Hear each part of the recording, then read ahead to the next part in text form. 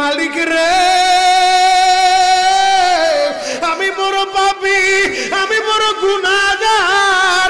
ও দয়ার আল্লাহ, আমি 10 বছর তোমার গোলামি করি নাই, আমি 20 বছর গোলামি করি নাই। আল্লাহ আজকে মনিরুল ইসলাম শরীয়তপুরী আমার ভাই শুনে গেছে তোমারে বন্ধু বানাইলে ওই জান্নাত পাওয়া যাবে। মালিক রে তুমি আমারে দাও না মাফ কইরা। যুবক রে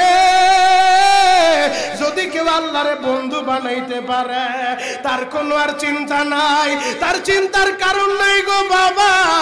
এ যুবক ভাইরা, দাড়ি পাকা বাবাজিরা, সবাই আমার দিকে একটা নজর তাকান।